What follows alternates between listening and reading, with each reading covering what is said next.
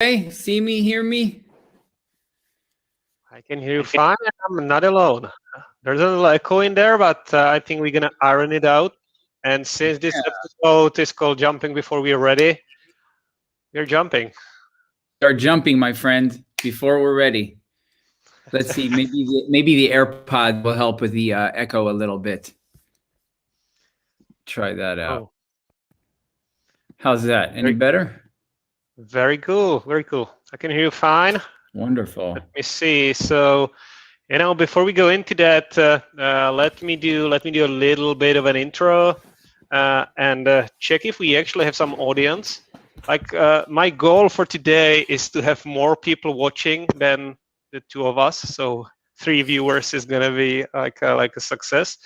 But even if no one would show up right now, I would call it a success because we are trying something new. So for everybody who is here with us or who is going to watch this from recording, my name is Aleš. You can check more of my content on YouTube. And this is my good friend and actually a mentor as well, Raphael, with whom I've been sharing the striving for, self-improvement and planetary improvement and, reaching for the stars. And we decided to kind of bring this awesomeness to the rest of you, and not only to kind of share these chats we've been having regularly, but also to kind of learn from you and maybe provide some droplets of experience that we accumulated over the time. And the name of this episode, which hopefully is one of longer stream of episodes, is "Jumping Before You're Ready." And Raphael just got the link from me to join, like minutes ago, because I kind of procrastinated on that part. But here we are streaming to what are we streaming to? YouTube, Twitch, and Facebook. Doing our best. And as I learned, the worst case scenario is no one's gonna care, and this is the risk I'm willing to take. Over to you, Raphael. Yeah, counting on it. It's good to be here. I appreciate you jumping before you're ready and being bold enough to have me as a guest. Hopefully we can provide some value here. And if nothing else, it'll be a good time. I like the idea of jumping before you're ready, but maybe we should have called it all over the place, because that's where I anticipate we will go. Absolutely. So, I think I shared a little bit about myself. I was trying to dig some dirt on you on social networks, but you are very, very careful about it. And when I was Googling Raphael Bennett, there's plethora of them on LinkedIn, but none of them is you. So, maybe let's start with the origin story. How did we meet, and how did we get interested in the same stuff? I know your journey is longer than mine, but what would you share with a stranger about yourself? Well, yeah, thanks for that. I'm not sure my journey is longer than yours. I forget how old you are, Lesh, but I think we're about the same age. So I'm not sure my journey is longer. It feels long. So Lesh, you and I met in one of Leo Babauta's programs, Fearless Mastery, to be specific, which is a 6-month-long intensive program dedicated to kind of exploring your own patterns and limitations and working with those. And you and I both joined for a second round. So we've been working together along with Leo for almost 1 year now. We've found that we have some similar interests. We've been having conversations like this pretty regularly, certainly at least once a month. And we thought it'd be a great idea to just go ahead and press record. So a little bit about myself. I am a farmer in Mendocino, California. Cannabis is the crop that I farm. And in the last year or so, I have decided that I wanted to work with people, and the way I intend on doing that, at least initially, is through coaching, kind of transformational coaching, helping people get unstuck and kind of bridge that gap from where where they are in the life that they're living now to a life that they may envision for themselves. Much like the work that you and I are doing now, Alesh. Well, you certainly helped me change my life a little bit. And it's really interesting because I'm sure we're going to get to that a little bit more. But I struggled with a bunch of stuff. I still do. It's kind of a different bunch. One of them was really, comparing myself to the other people in the course we mentioned. And you mentioned Leo Babauta. So for anyone who wants to check it out, there's an interview with him on this YouTube channel. You can look up, but definitely Google the guy because it's worth it. Coming back to the comparison, I was like, oh, Raphael has everything figured out. He's a wheat farmer, living in a nice timber house, spending days in the nature, having read all the books I haven't, he's just better looking and younger. So what can I do not to feel shitty about myself? And I little by little shifted this part. And I realized it's we all have our struggles, and it's a journey for all of us. So one thing I really value about working and talking to you and to people in this group was kind of playing full on and not only showing the shiny side of myself, be this balding part, I guess, but also the struggle that's part of it. And that is the theme of today, but it is also the theme of all the content we are willing and eager to create here. So yeah. Raphael, what was it for you? What did you feel like shifting? Let's say if we just talk about the last 12 months, because we can go probably way back. I know how it started for you, but in the middle of things, where were you a year ago? Where are you now? Because I know you joined the course and you joined at work, and that's why I was so envious. You were like, yeah, well, I have everything figured out. My life is comfortable, and I'm kind of wondering what to do next. That's how I remember it. And yet you decided to strive for more. So what was that for you? Yeah, well, I certainly would not say that I have everything figured out. Not at all. I don't think I would have found myself in this course if I felt that way. I think initially what drove me to specifically this course is kind of the same things that a lot of people struggle with: procrastination, just feeling, never quite satisfied, busy, but feeling like not necessarily making progress in the right, places in my life that I see. And yet I could envision the type of life that I wanted to live. And I was, kind of getting close, but feeling like there are a lot of things getting in the way. And I wasn't even really sure what all those things were. And so I think the work over the last year has been really about identifying what exactly those things are. And those things are going to be different for everyone. It's very difficult to see our own patterns sometimes. So being in a group setting where we are examining our life with this intention, and being willing to face the parts of our life that may be out of balance, can be incredibly helpful and can be incredibly difficult as well.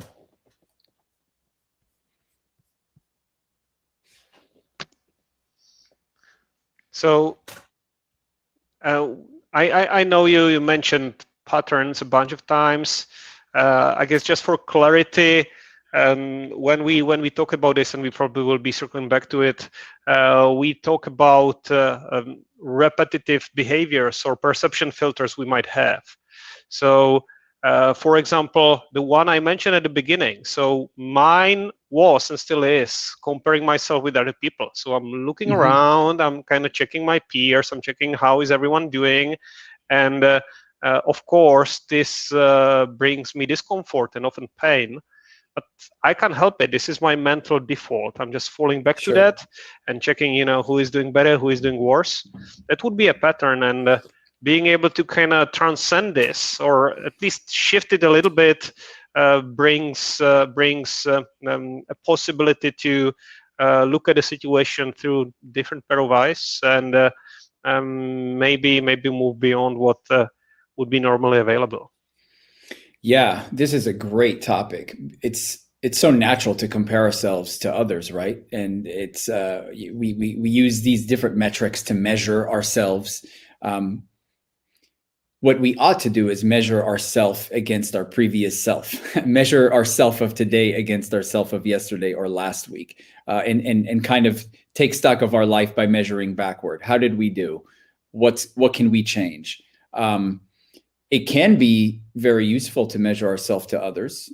We get inspiration from others. I know for myself, the books I've read, the many brilliant conversations available to us online, it can be kind of inspiring and overwhelming. So in sometimes the anxiety that comes from this comparison can actually be very helpful. It can kind of fuel you to go, look what this person is doing, and I'd like to do something similar, or I see some space in my own life where I could move in this direction. At the same time, it can become this kind of toxic cycle of never enough and constantly, kind of holding ourselves to an impossible ideal.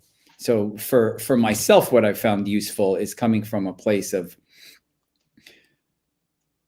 things are okay now, I'm fine now, and I see more possibility for myself. I see directions that I can grow in, but I'm not hinging my sense of self-worth on those. At least that's the idea. It can feel that way sometimes, right? Our identity is tied to the things that we do, our status, our titles, or salaries and relationships and things of that nature.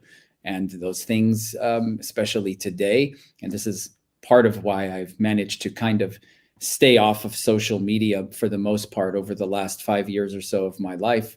I was in my 20s when social media kind of became a thing, and like everyone else, I kind of dove in and played around and had some fun and quickly saw what it was becoming for me. And I've seen a lot of people use it as an incredible tool, but on this point of comparing yourself to others, our feeds are now controlled by an algorithm, and we see all these glamorous, like kind of highlight reels of everyone's life, if you will. And so it's natural for us to make the comparison and say, my life doesn't look like that. I didn't take that vacation, and I didn't have such a beautiful proposal, and onwards. And so again, it can be beneficial to have markers, to be able to look at someone and say, hey, look at what this person's doing. This inspires me. I'd like to move in that direction as well. And also it can create this sense of inadequacy in ourselves, where we are constantly comparing ourselves to the best versions of people that we see, Instagram models and onward. And it can become kind of a vicious cycle. So I think that brings us back to this theme of like taking a plunge, right? Like we can talk about the ways that we can improve our lives, and we can begin making kind of little steps. And this is why I really like the idea of measuring backwards, and really comparing yourself to the last version of yourself. If you've been sitting on the couch for the last 6 months, then improvement for you might be getting off the couch and walking outside, half a mile or whatever it is, right? Yeah, absolutely. And I'm just playing now with the simpler features of Streamyard. So this is not me trying to look fancy. This is me just trying to play with the stuff. So what I'm going to do, Raphael, whenever I need to kind of pick my nose or anything, what I'm going to do is I'm actually putting on solo layout like this, and I do what I need to do, and we're going to move stuff around. That's part of the game here. You've got the upper hand, because when I pick my nose, I just have to do it on camera now. I don't have the controls. Yeah, don't do that, because then I would be comparing unfavorably my move for picking the nose with yours, and I would feel even worse. But, let's stick to this topic for a little while, because of course we want to work on our growth. I love that you mentioned this comparison with the versions of self, and this brought up the memory of the TV show, the Red Dwarf. You remember Red Dwarf TV show?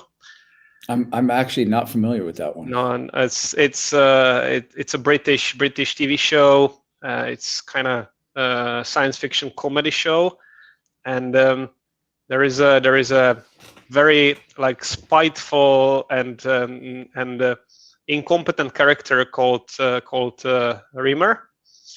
And they travel through the universe, and in one of the episodes they kind of pierce a wormhole or something, and they go to parallel universe where he is able to meet his parallel self called Ace Rimmer. And everyone loves Ace Rimmer in this parallel universe. Ace Rimmer is himself, who seemingly made the right choices in every turn. So he was able to kind of build himself up into this Superman.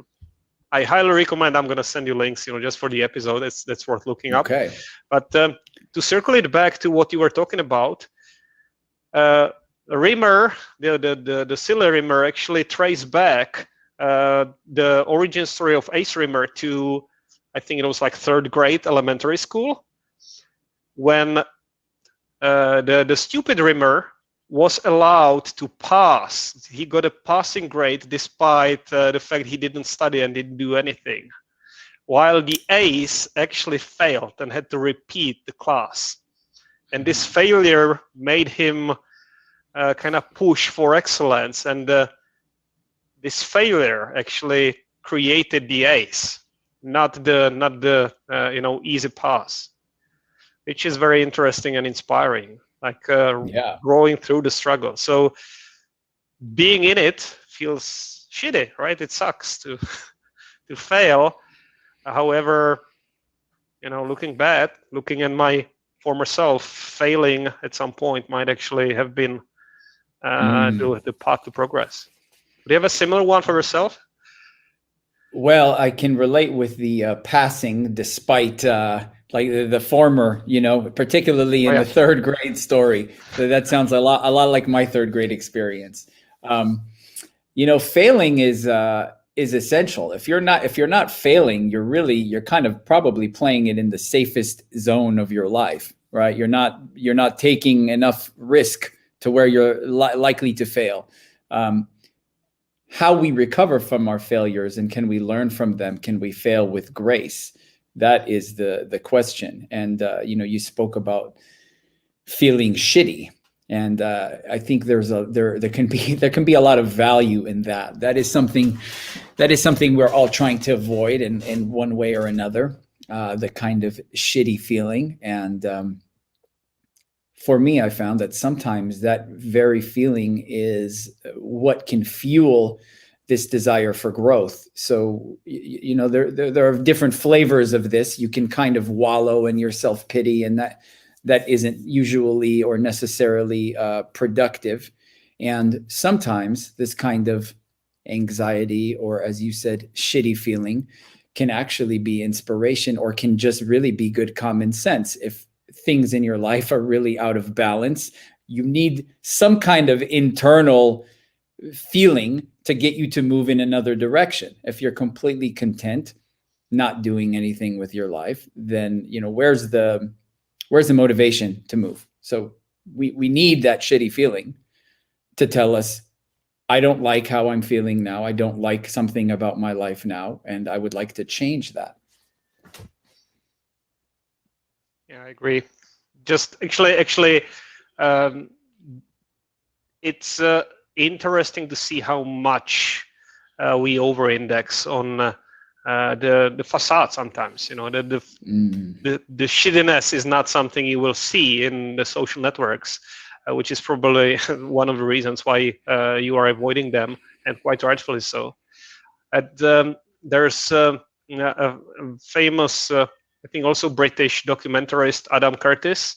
He just released a new documentary. He does very interesting kind of film essays, and one of his older works, I think from the 90s, is talking about psychiatry and the way this discipline evolved. And of course, it's kind of a essay rather than scientific historical inquiry. But what he says is, well, sometimes what we do, or what psychologists and even psychiatrists may do, is they ask you, how do you feel? And they give you like a rubric metric, how do you feel? And if you feel shitty, they prescribe something instead of diving deep and asking you what is happening in your life. And he uses this weird analogy. He says, well, imagine you would land in Berlin in the winter 1945 to 46. Everyone would be feeling horrible. Parts of the city bombed flat. The country defeated, scarcity of everything. But these people needed food and reconstruction. They didn't need pharmaceutical support. Yeah.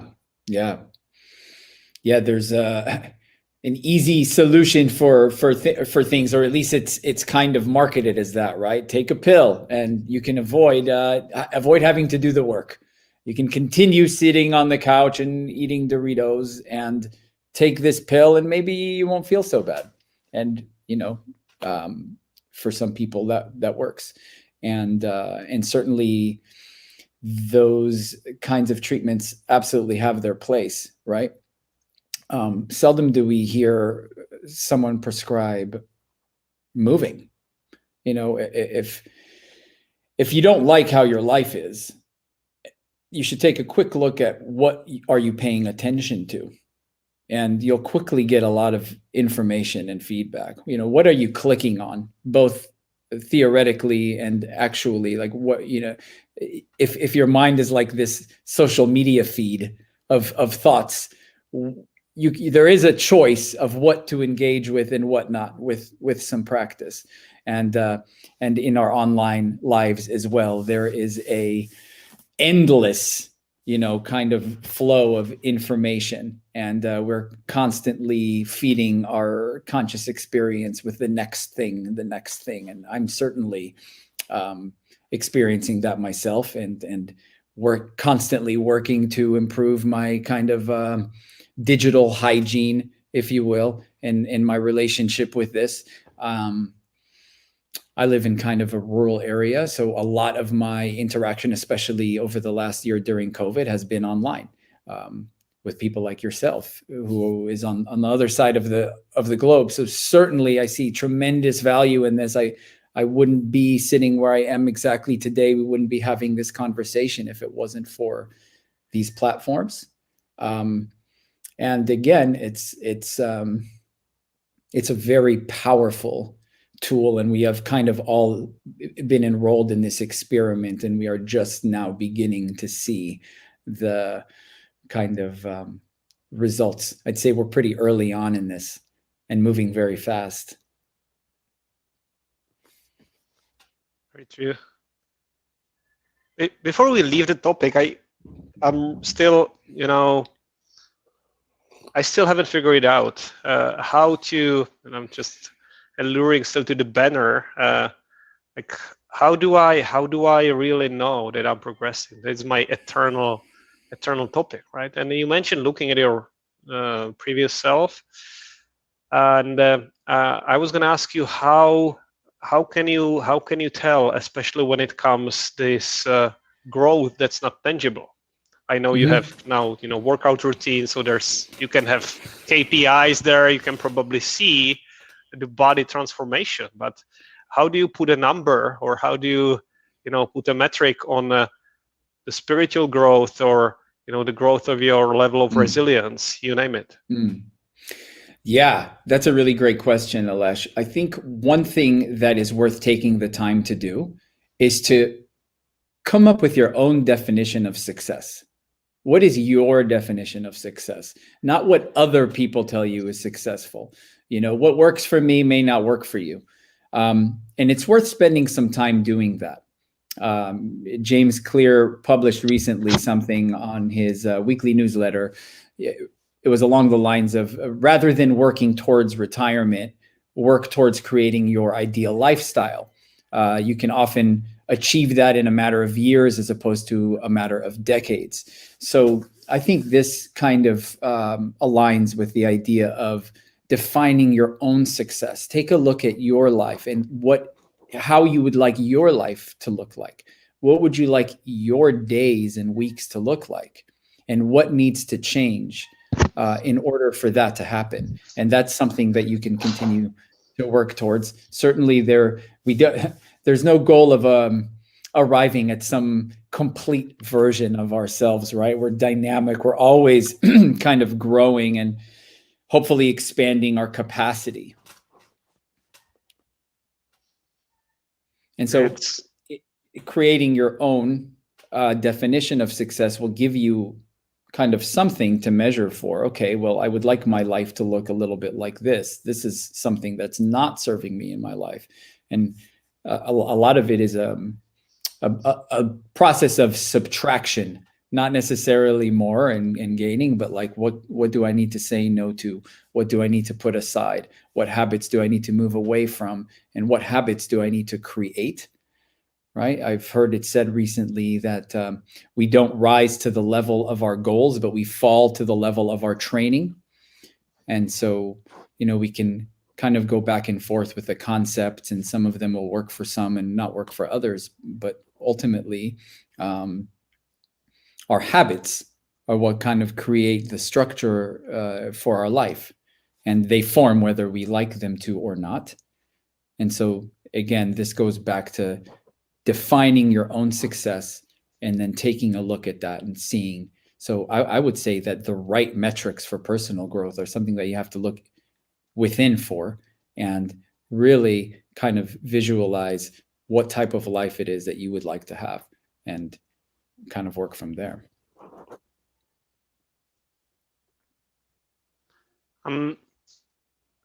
I'm thinking how to, now you put me on the spot. I'm thinking like, yeah, what's my definition in here? Like the way I was doing it so far, and I'd like to hear from you. Like, what is your like tangible experience with that?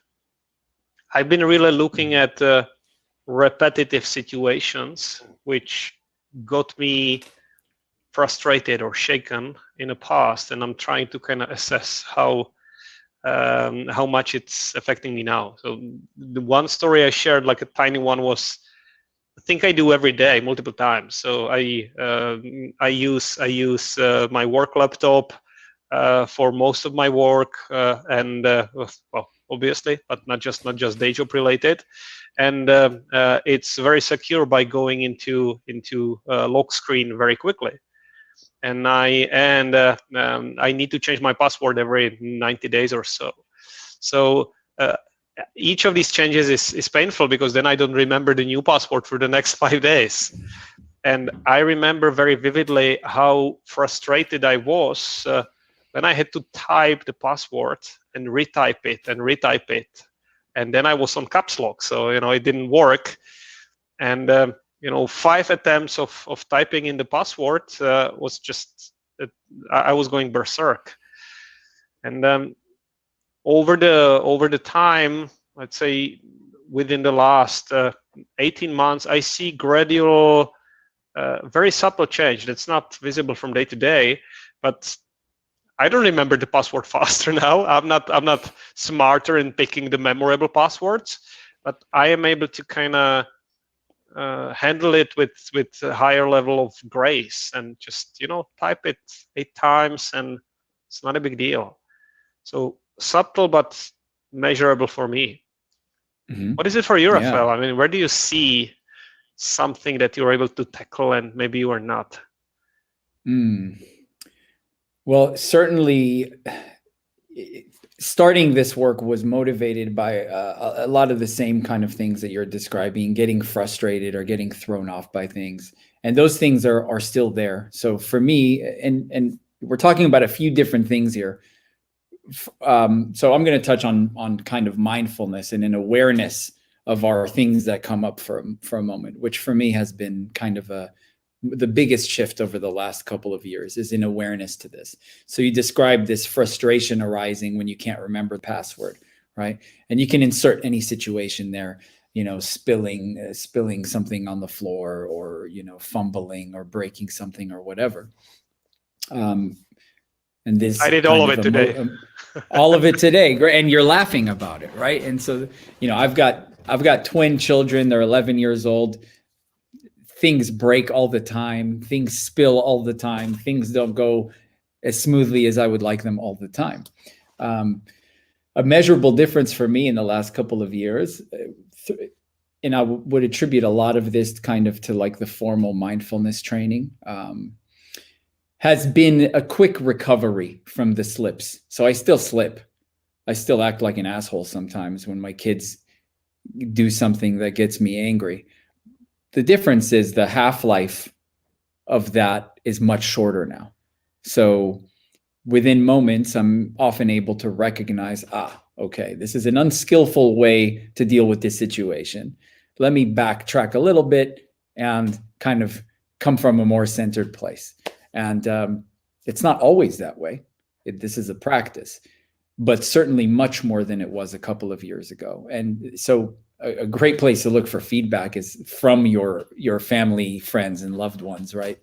That can actually give you some honest and generous feedback about what they see. How are they relating to you compared to maybe a year or two ago?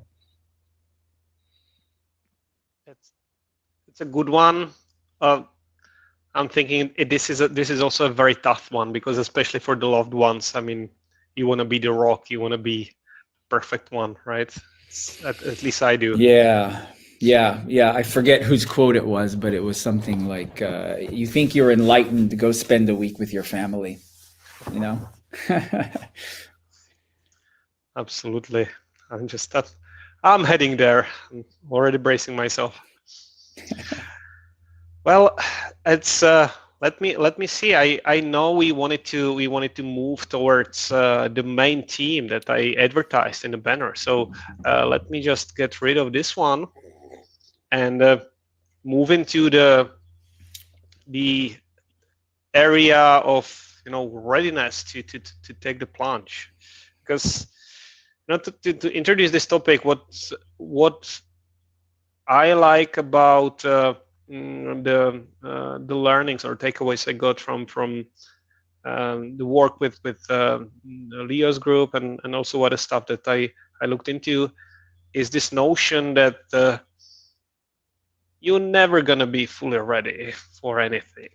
It's there's always gonna be a reason to do more preparation, to be to have a better setup, better conditions, a calmer surroundings. And there's this quote in that I use from one of the early videos, I don't know from whom, saying, if you feel comfortable while doing it, or if you're happy with what you're producing, you waited too long. You just you should have put it out there faster. And I can see it here. I was like, yeah, I need a better setup. I replaced my door actually. I had an ugly door. I was like, I can't do video streaming before I have nicer setup. I need a background. I need a better camera and better this and that and better lighting. And then I need a cosmetic surgery and everything else just to stop myself from taking the plunge. So that's why we're here with ugly background, taking the lesson to the heart. Yeah, I love that. And that is why we're here. If we wait until we're ready, we're going to die. We're going to die with all our unexplored possibilities. You know, I was watching a clip of David Goggins the other day, and he was talking about running past the cemetery and feeling a sadness, not because the people died, but because of all the untapped potential. And I thought, what a fascinating way to view the world and these people that had passed, to like to see that possibility and go, wow, you know, all these people that didn't tap in, didn't dig in and try something and be willing to fall on their face and eat shit, which is a skill, right? Being able to fall on your face and get back up and go, yeah, like I'm still here. I'm still ready. I'm willing to do it again. I'm willing to look stupid. I'm willing to make a crappy video. I'm really willing to publish a crappy article. We get into the kind of feedback that comes from that, and how that influences us, right? Absolutely. Just typing a banner in here, the high price tag of waiting till you're ready. The ultimate price of waiting till you're ready, right? Absolutely. I'd say it's tricky for people who might be in a situation where they're inclined to be perfectionist, and you know, I wouldn't call myself perfectionist, but I do like things to be perfect. For me, perfectionist is someone who can actually achieve the perfection sometimes, but maybe that's not true. Maybe really it's about putting things off, trying to have things neat and tidy, rather than, you know, create on the edge with, you know, as our favorite coach Adam Quine says, making the mess and then picking up the pieces, cleaning up. Sure. Yeah, there's a lot of conflicting information about this. Some people will tell you not to put out a product that's anything less than perfect, right? But like, how will you get to that place if you don't start with the first iteration of something? If you don't try and get some feedback and then adjust and kind of pivot as you need to. That's what this is. That's what this conversation is, right? Yeah. No, I did this actually. There's a great example I remember from a training I participated on some years ago. It was about Scrum and you know, this creative sprints and iterative work.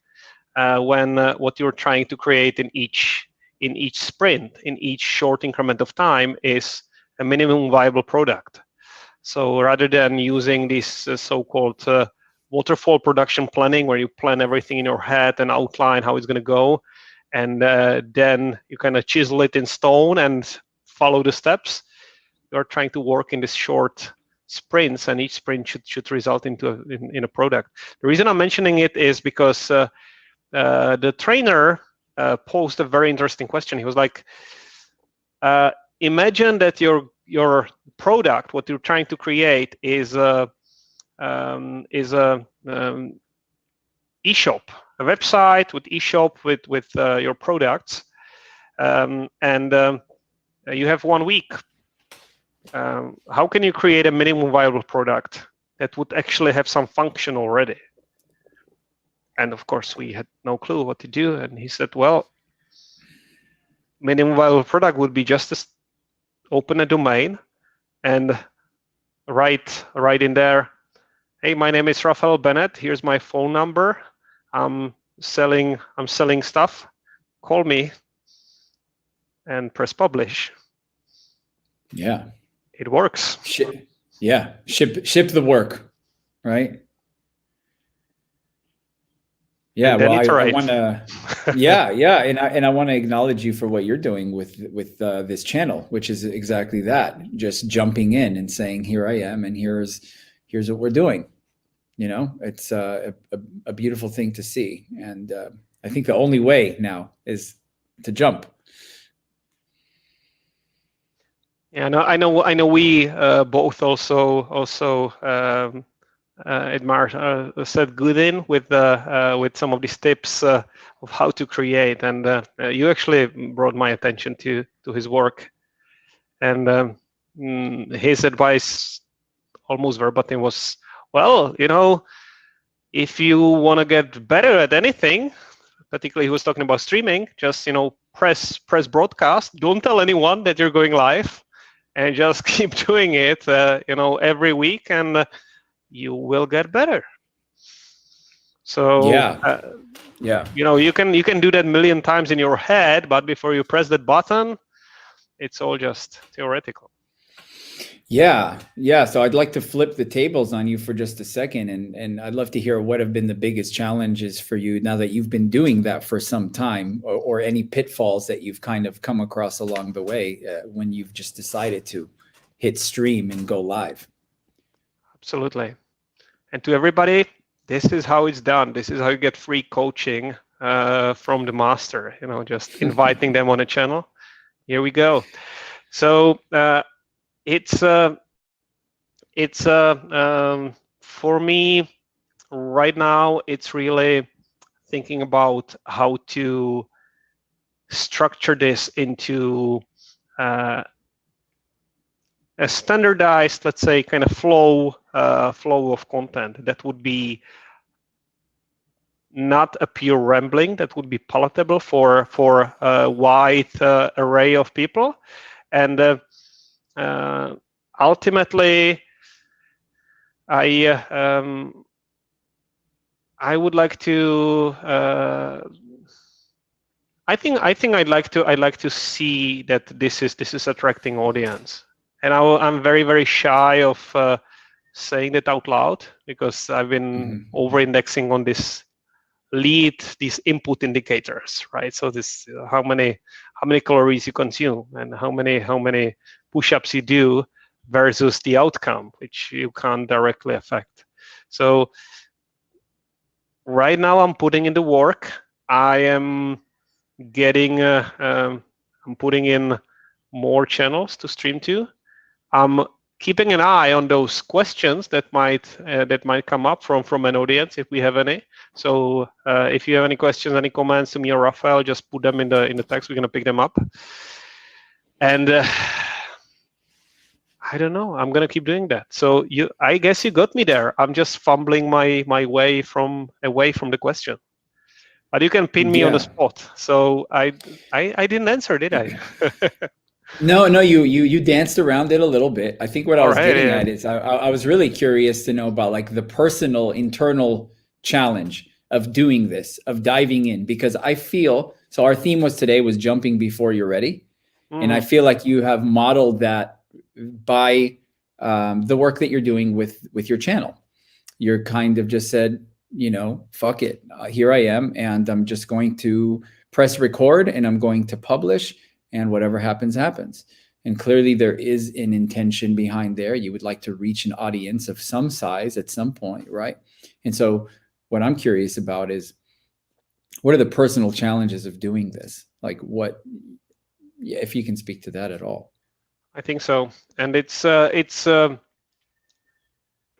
to say, but I think the challenge right now, because I'm still figuring it out, the challenge is put in place some regularity, some structure, really landing on something. I've done a lot of exploration in the last couple of months, and that's what I enjoyed. It has this shiny feeling of novelty, and there's some adrenaline. So for many people I know, it's just going live videos. Would be the edge. That's not my edge. I can do that, or I'm beyond that. I felt horrified before. Now it's really, how do I commit to consistently producing something that will keep bringing value and people back without looking for the next shiny thing when this becomes boring. Yeah, so kind of staying with this, staying focused despite the kind of fading initial adrenaline rush that you described when you first began doing this. Yeah, and I think you got me, because when you say the jump is, it's alluring, because there's the idea of the edge. It's always it always needs to be something very new and specific. But I have big difficulties kind of sticking to routines, and something you're a master of, I struggle. So it sounds boring, but it's the edge. I certainly would not call myself a master. I don't think a master of anything at this point in my life, but I have become pretty good at sticking to doing things despite not wanting to do them. Still very much working on that, still very much finding where the avoidances in my life are and kind of shining a light to that. I think that's where a lot of the power of this kind of group work has come, when you keep all this to yourself and you don't have anyone that's going to look and see that you didn't publish or do the thing that you said you were going to do. It's really easy to just go on with your business and come up with a bunch of excuses why it's totally okay. And it's totally okay. You keep on moving, right? And there is a possibility of more. What would be possible if you did put in the work? And ultimately, I think that's what we're faced with. We can join all the groups, we can read all the books, and we can talk about leadership all we want and habits and all of this. Ultimately, you will find yourself and the work. And then it becomes very much a yes or no.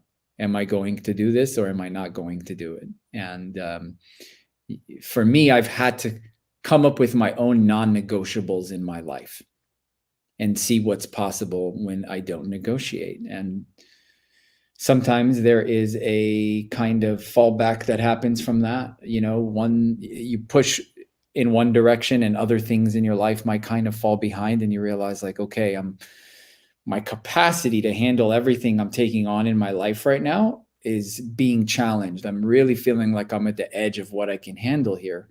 So like, how do I expand that capacity?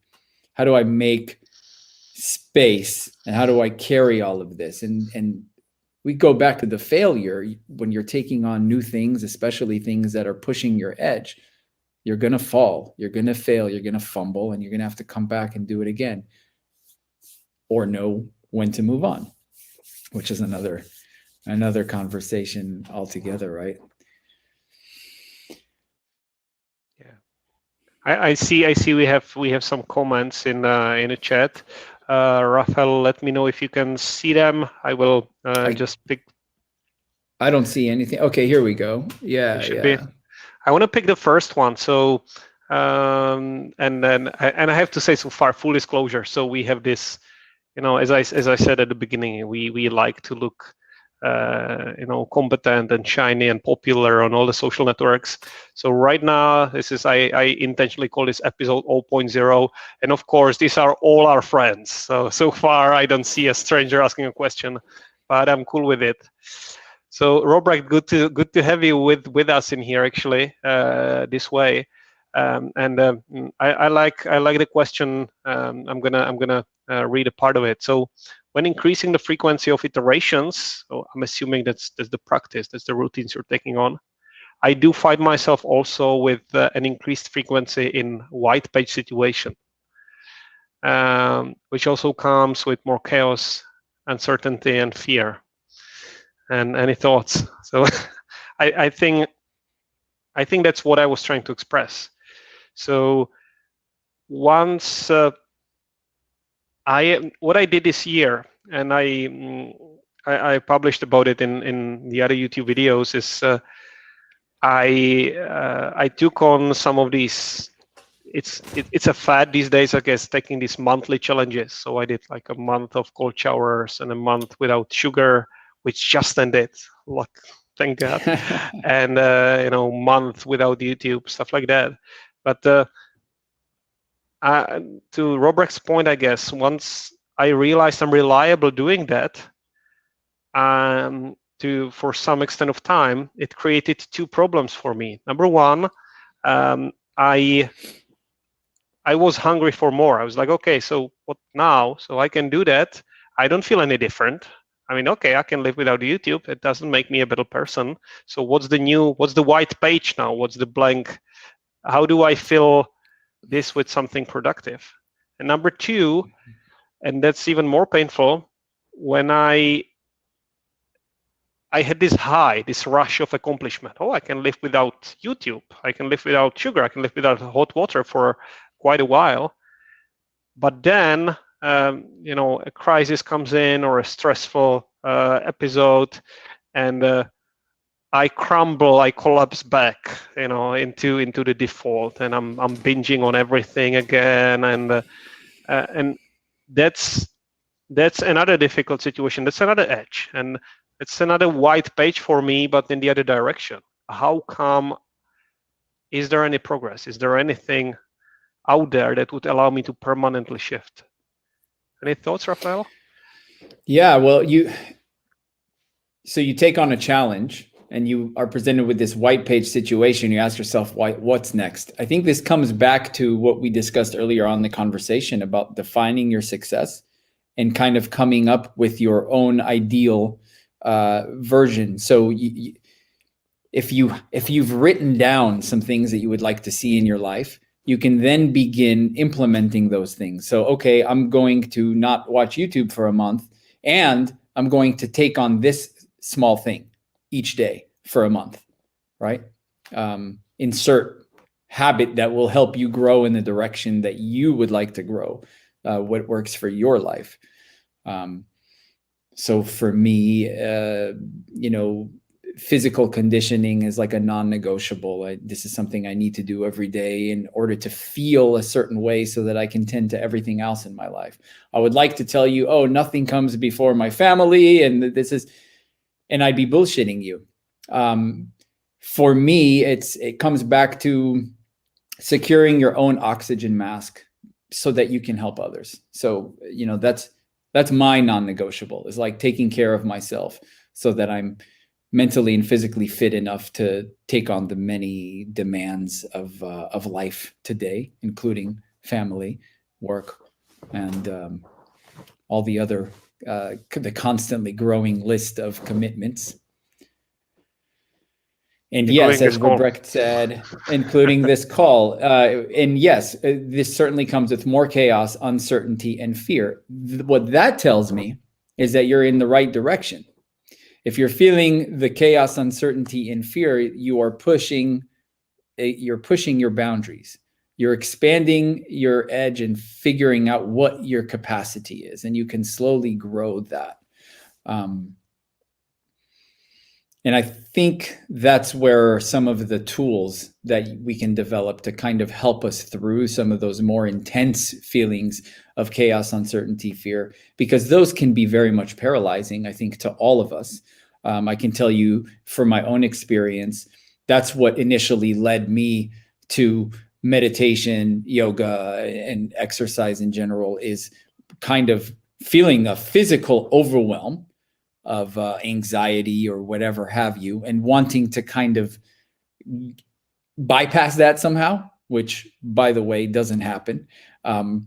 The biggest takeaway for me has probably been to get comfortable with that, and those physical practices can kind of help and help move some of that and not be stagnating. In other words, if we're feeling fear, anxiety, chaos, and we decide, okay, I'm just going to sit here and wallow in that. I'm just going to sit here and think about all the things I have to do and all the things that are going to go wrong and this and that. It can be absolutely paralyzing and make it very difficult to make any decision and move in any direction. So, we kind of have to sometimes just pick something and go, I'm going to take one small step in this direction and one foot in front of the other. Like it. It's actually, the one of the business leaders in Amazon, the company I work for now. He was using this metaphor. I like it. I should give him credit. It was Eric Adams, current VP. He was saying it's impossible to steer a stationary truck. You get to just when it starts moving, then you can actually turn the wheel and it goes. So make it moving first. Yeah, indeed. There's a question here from Charles. To either one of you, is there something that you feel you're putting off in your current work because you feel not ready? I'm gonna kick that you one go over first. to you. I think. Sure, wait. No, that's easy. Let me see. You go first. Ha. Let me see. In my current work. So when I think of my current work, I think of like the farming that I'm doing, and I think of the new work that I'm doing, which I guess you could call what I'm a little bit more interested in right now, more passionate about. I've been in with my previous work for 20 years now, and I'm starting to find a lot of parts of it quite boring. So I don't know that I'm putting things off necessarily because I'm not ready, but in my classic nature, I tend to procrastinate, and if something can wait, it often does, and I can find a lot of ways to convince myself that I'm doing other important, productive things. And sometimes that's true, and sometimes it's not true at all. Up until about a week ago, I would say, yes, I was very much procrastinating on putting myself out there and making myself available as a coach and saying, hey, I am ready to coach people. If you would like support, come forward. This is something I'm kind of taking the plunge in before I feel ready. I saw myself going into this mode of like figuring out all the various trainings that I would like to accumulate and certificates and really I want to be prepared. And realizing like, shit, I need to just get moving with this. Like I'm ready now. Like if I put this off, and this is why I joined Fearless Mastery, is because I wanted some accountability. I wanted this conversation to stay at the forefront and not to just have this be another idea that I got that I end up saying, oh, that would have been cool, but fuck it. I got too many things to do and I'm going to move on with my life. I don't know if I answered the question at all there, but. I believe so. And let's use this opportunity. If someone missed that, so Raphael is open to coaching, not as a coachee, but as a coach, and he's definitely worth it. He made me, look towards the ceiling and doing here multiple times, and he's reliable, providing that path to some insights. So reach out to him, and I don't want to touch too much into the wheat farming part. I see it as an extra bonus, but that's maybe for a future episode to see what's in there. But now I'm avoiding the question. So what's my answer in here is really offering the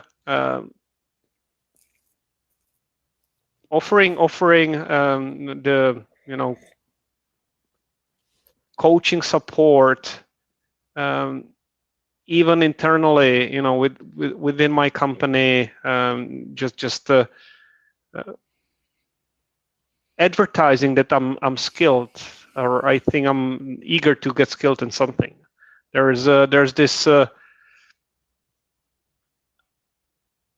notion that Raphael mentioned when it comes to preparation, getting the courses, having the degrees, having all these acronyms in front and after your name to be credible. So I'm trying to do this. I'm trying to kind of buy the credibility.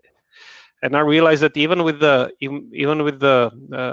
Leo's course and everything, and I just realized, I'm trying to buy my way out of it. So let me backtrack a little bit. For the longest time I didn't get coach support. I didn't get anyone, and it took me quite a while. I'm coming from like a frugal upbringing with the idea like DIY. Come on, you don't need a language teacher. Here's a book from 1973 that you can use if you want to learn French. Just saying, because both Raphael and myself are trying to learn French, and use that book and use your time and apply yourself. And it took me the longest possible time before I realized I'm a slacker and I need support. And so now I have a French teacher, and I had a trainer when I was going to the gym, which I'm not now. So Raphael, again, comparing myself. And joining the Leo's group, getting a coach, it worked. So, yeah. Charles, to your question, now I am able to show up and reliably produce under supervision.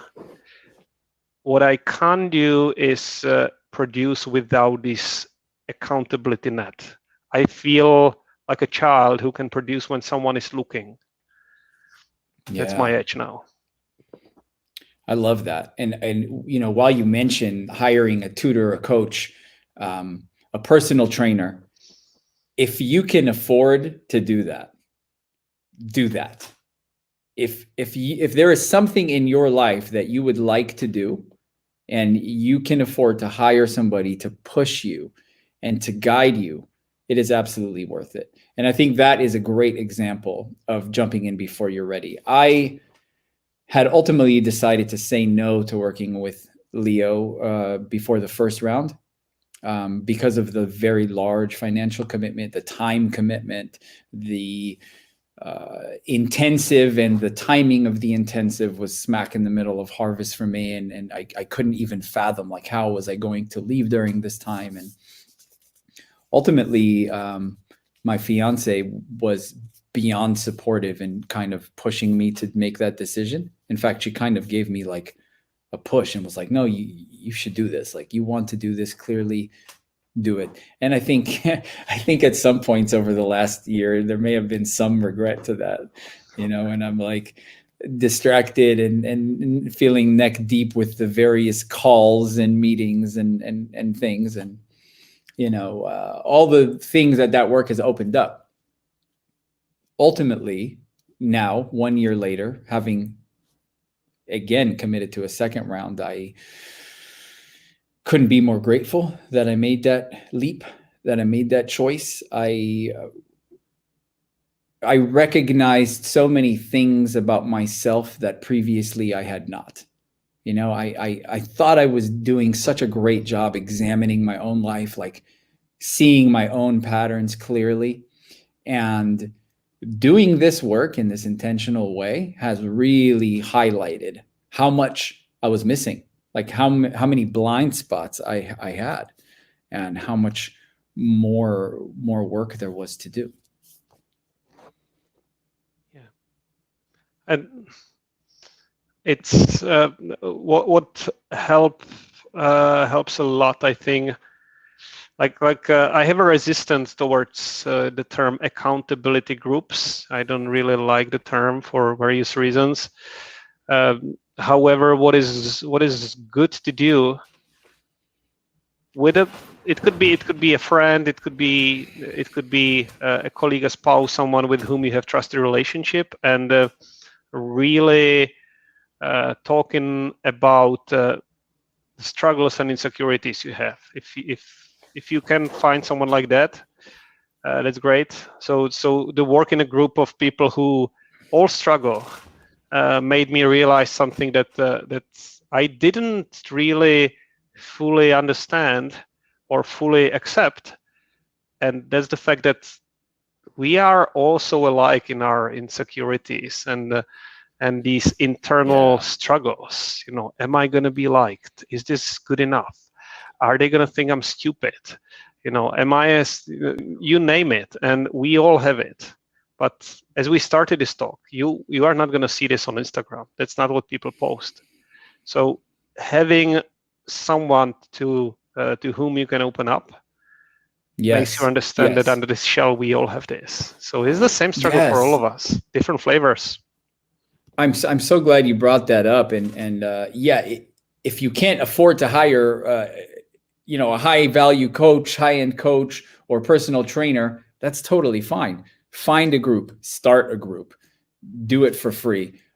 Tons of amazing content when it comes to physical training. I live in a rural area. I'm at least an hour drive from any gym. So I had to completely kind of restructure my whole health and fitness to be from home and self-taught with guidance. And there's some incredible resources on YouTube, and we can link, and we can do a whole nother episode on that and provide some links. But yeah, find people that are like-minded, start the conversation, get support, and just be honest with yourself and the people that you're working with, and amazing things can happen. There's a question here from Vile. Raphael, I heard you very intentionally take a whole day off every week to recharge.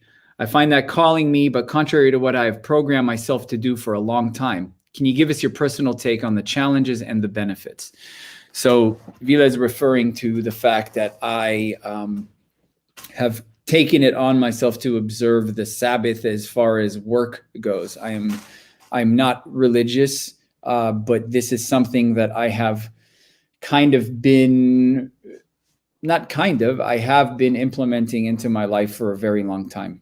And in the work that I'm doing now with farming, particularly around harvest season, it's when it's most evident how in contrast that is to all those around me. So just to give you an idea, typical harvest season, there's always a lot to do. You could work, 16 or 20 hours a day easily, and you could get totally swept up in this sense of urgency. Everything needs to come down. And sometimes that is the case. Taking a week off or a day off each week is an opportunity to completely shut down or try to shut down that whole problem solving part of the brain and go, I am going to just let this go. And it's a tough practice initially. And another example is doing this in the middle of the day. So maybe you can't take a day off each week, but maybe you can take 20 minutes off in the middle of the day and just lay down on your floor and close your eyes and kind of let that soak in. And what you'll notice is there's this feeling of urgency of having to do something. Like, we can't possibly afford to just lay here and be. We can't just sit here and relax. There's something that needs to be done. And so that I found that is a muscle that I have been training. And the day off is like a bigger version of that. It's an opportunity for me to say, I'm not answering emails. I'm not harvesting. I'm not taking any clients. I'm not engaging in any commerce at all or trade. And it's incredibly liberating and empowering. For one, it gives you this beautiful day on your calendar where you can just count on reset. And it's a chance to kind of get off the wheel, right? So if every day we're pushing and grinding, and it can feel like it's endless. And so for me, I think I spoke to the challenges, but the benefits is that I find that there is a beginning and an end. So Friday, there's often a big push to kind of take care of any last minute things that I don't want lingering, any loose ends. And then that's it. Friday evening comes and it's like, you can kind of just let go. And Saturday evening, Sunday, you're back at it again. But there's like this time to stop and breathe. So that's what it's done for me. And I don't see myself changing that habit anytime soon. Oh, that's certainly, something I am I'm repeatedly trying to bring it back to my life. And I realized the days, when I did like sitting meditation, it makes a huge difference whether or not I do it in the morning. And there's always a reason not to do it. There's always like, I want to do this, and I want to poke in this article. And Raphael, as you said, like switching off the problem solving part of the brain. That's the tricky part, because that's what we do, right? That's what the brain tries to do. And it's if there are no problems, the brain is a problem solving machine, so it creates problems for us to solve. That's what it tends to do. Yeah. And you might spend your day or your 20-minute chunk in your day just noticing that, like, the problems keep coming up, and that's okay. you're not doing it wrong, and just let it come and let it pass. And that actually is the practice, is to be able to notice that urgency, that sense of wanting to be doing, and be able to stay with that and not have to rush and jump into doing. I'd like to we have 15 minutes left before, I know, Raphael, you need to go back to your non-problem solving part of the day, hopefully, or a different type of problem solving part. A whole lot Charles, of problems. there's this question from Charles that I think we skipped, but it's actually a great question. Like, how do you know when you are truly not ready, when you're taking the plunge? And it got me thinking. It's not an easy one. And Raphael, I'll offer one answer for myself, and it's on the perfect one. So I'm really eager to hear your take on that. My example would be this. We talked earlier about perfectionism and trying to have everything nice and tidy and pretty before you publish or before you say it's finished. So what I did earlier this year is I was recording videos and then editing them and then putting them online. And there is some material I recorded with an intention. It had some script, and it never actually left the drawing board because I never felt ready, and I didn't publish, or it didn't finish. And here I realized the edge for me was to do the live streaming, because there's no excuses. You just, with James Clear, who Raphael quoted, you just craft your environment, you remove the friction between you and what you want to achieve. And the friction was recording, editing, having doubts. So no, just push the button, broadcast, here we go. And it's almost as good as it would be, even in my head, than recording. So here I would say there's no limit. I mean, I don't need to be ready. When it comes for not being ready, I'd say for me it's physical. What I see is physical harm, or risk of physical harm. So let's say I mentioned cold showers, like taking cold showers. Yeah. Would I take 1 hour of cold shower? No. I mean, I would probably get a cold, or I wouldn't want to do that. Will I try to bench press 1,000 pounds? And no. So I can see the limits of my body. And also, and I'll hand over to you, Raphael, then. There is a question that in Amazon we have interesting take on that, actually. So working for Amazon is interesting because there are these mental models. One of them is one-way door versus two-way door solutions. So the question is, what would happen if you do, and what would happen if you don't? If it's a one-way door, meaning you can do that and come back, then just do it. That's okay. Am I gonna be fired? If I publish a video, am I gonna lose a living? Am I gonna be shamed for life? No, this is a one-way door. The worst case scenario is no one's gonna watch this ever, and it will disappear in the oblivion of internet. So, Charles, the true risk would be really risking your livelihood or anything like that. And sometimes it feels like you do, but if you look closer, at least for myself, it's often a rationalization of not wanting to do that. That was a lot of talking, Raphael. What's your take on that? Yeah, How do you know if you're truly not ready? Well, if you haven't pulled your pants up yet, that might be a good indicator. Otherwise, or if you have both shoes on, I think you're ready. No, but seriously, like what you mentioned about safety.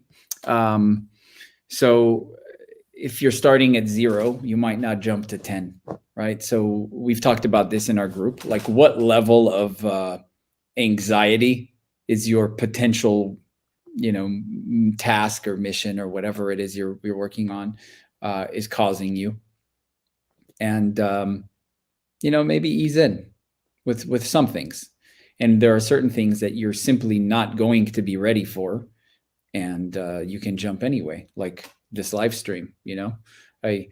Last night I'm thinking like, oh, should I prepare for this in some way? Like, do I need to have anything ready? And I'm like, no, I don't think so.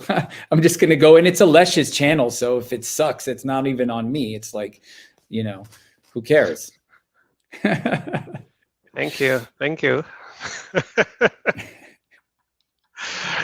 Oh yeah. It's I'm thinking, Raphael, maybe what I always miss, and I mentioned comparing myself to others, but it has a positive side. I know I learned from examples from others, and so I'm always seeking for the last iteration of it. So yeah, when was the last time for you when you had to make this judgment call? Is it too much? Am I dialing it up to 10 when I'm only ready for 7? Would there be something like that you can share? Today, this morning, when I was thinking about going live, like we've been very honest about how I've kind of avoided social media. In fact, I was totally off all of it for the last many years. And what brought me back, it's kind of funny, but our work with Leo and the Fearless Mastery Group, which for me was this like next jump into personal development and focus. And then I found myself suddenly on Facebook again, and it was like very counterintuitive for me. And during the first round, I struggled with that a little bit the first 6 months.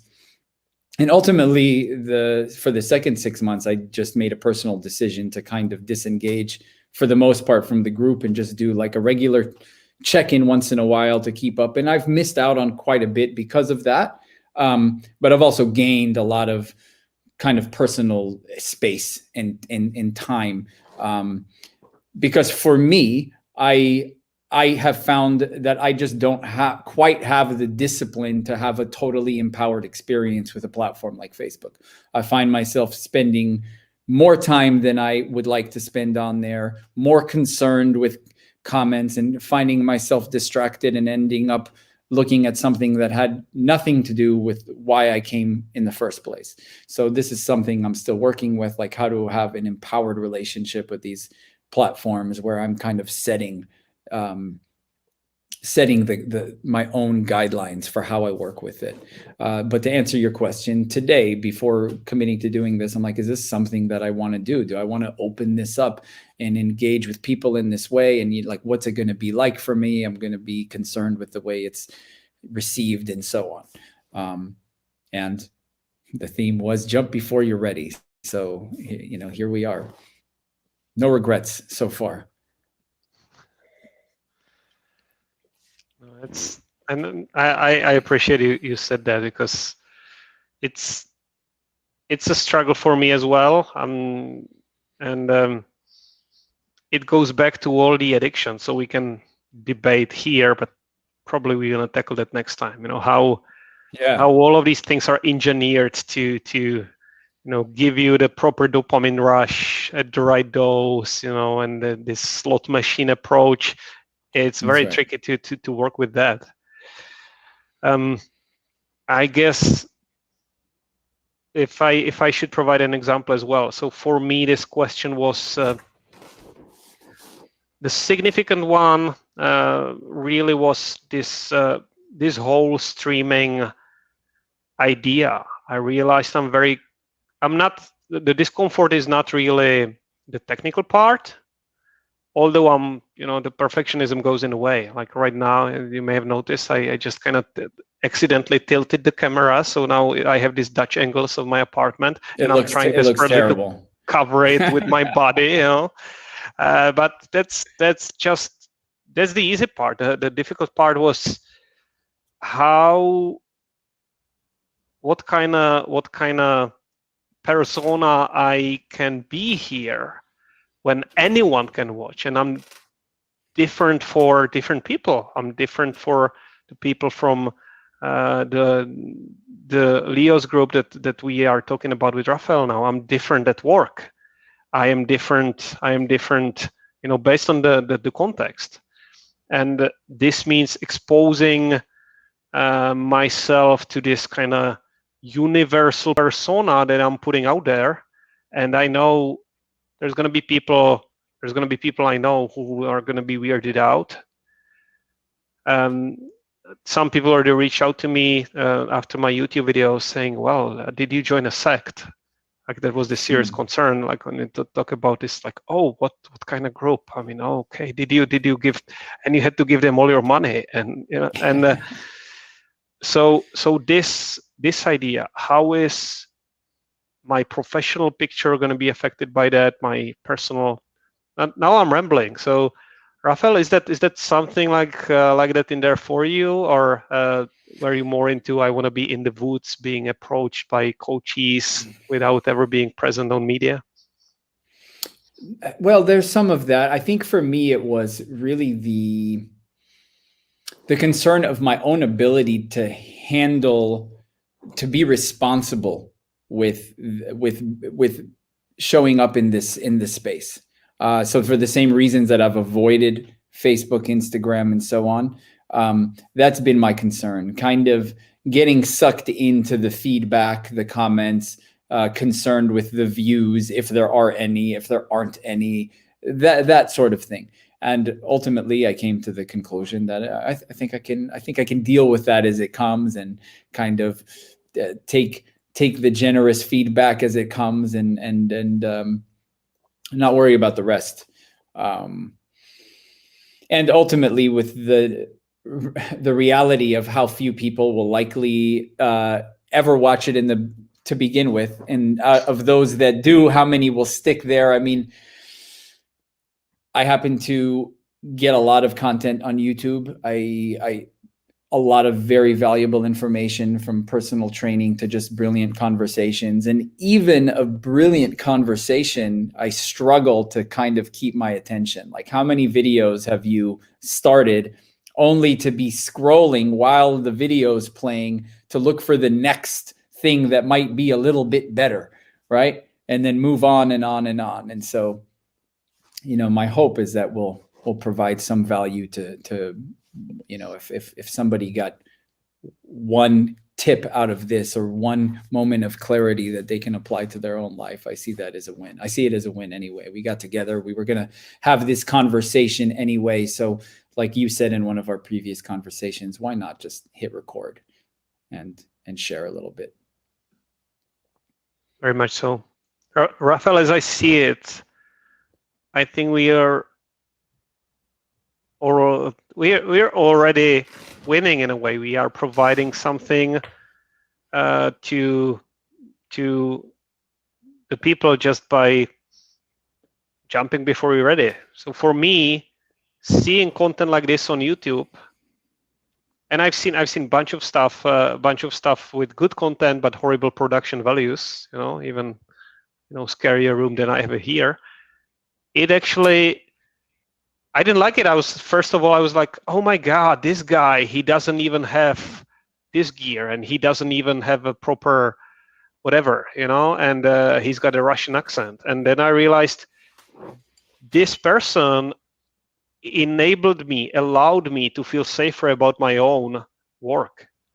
So to the 3 people who are watching this, if you think this is shitty, yeah, right on, go ahead. You can do better than this, or you can do at least this good. This is really nothing. This is a subscription-based Streamyard streaming software. Anyone can do this. If we can do that, you can do that. Indeed. And plus, and that's the friend of mine who introduced me to Clubhouse, which I'm not really using now, but I was like, what is Clubhouse and what does this mean, this iPhone-based audio-only rooms?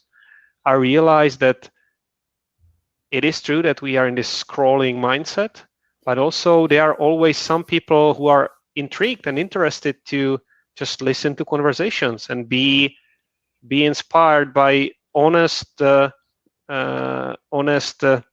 dialogue we are having here. Yeah, that's my main source of kind of input that I take, the information that I take on. I don't have a television and I don't have a Netflix subscription, so listening to conversations like the one that we're having is both a source of entertainment and education for me. So, and this is like win-win, because normally this conversation, believe it or not, is not that different from what me and Raphael would have on Zoom. So now we just realized, yeah, why not to open it up? A little less gossip and maybe a little less swearing. A little. But, well, speaking of regular conversations, Raphael, we're gonna have to go to a close. So why don't we do a last sweep through the comments? I don't see any specific questions there right now, and I'd like to close by inviting you to join me again, and of course everyone else who's watching to join us again, because yeah, this is not last of its kind. I really envision that as a series. So I'm going to make Raphael commit on video to gain evidence. So what's our next step, Raphael? What's our next jump? Yeah, I love it. I say we just keep going at it. I see some comments. I think this is a lot of fun. I think this is a perfect kind of format to play around, discuss the challenges and breakthroughs that we're having in the work that we're doing, and hopefully provide something of value to anybody who's watching this now or later. And before we do close, you asked me if there were any books I'd like to share. So I did bring two for anybody who's interested. I wanted to narrow it down to two. So if you're kind of just like curious or somewhere to start, this is a really good one. Highly recommend. Already Free by Bruce Tift.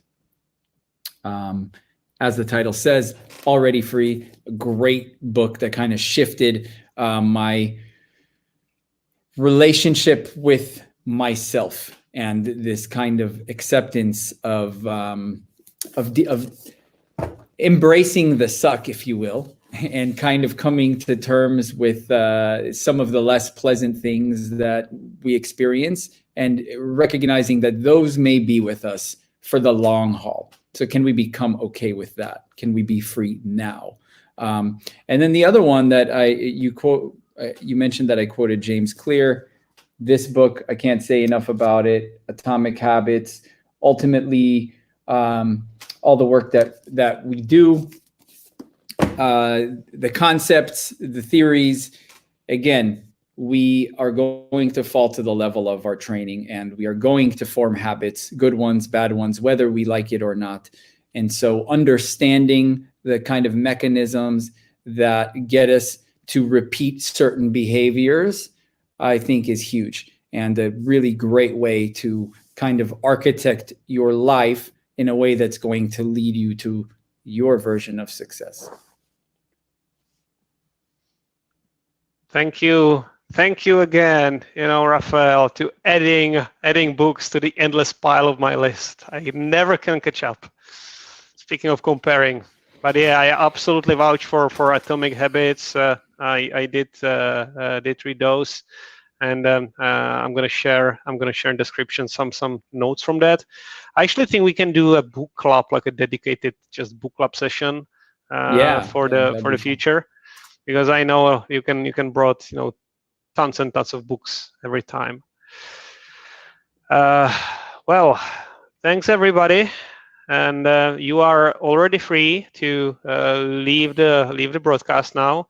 We're gonna close here. I'm gonna be rejoining actually in 30 minutes with Daniel Bennett on a different topic, which is just a lucky coincidence, not really related to Raphael. But with Raphael, we'll be back, and let me see, Raphael. Are we gonna be back next week, or we don't know yet? Well, we did commit to doing this every Wednesday. I think we might have to revisit that day. It's the one day of the week that my kids are not in school, so maybe we can pick another. Maybe we can pick another day. Okay, we'll pick another day, but of course I'm gonna share it with everyone. It's gonna be here on the channel with the clock ticking and the countdown for you to be ready, and hopefully gonna be back with us. So Raphael, thanks a lot. Thanks everybody who watched us. Thank you, Alesh. Have a lovely rest of the day. Thanks everyone. Bye.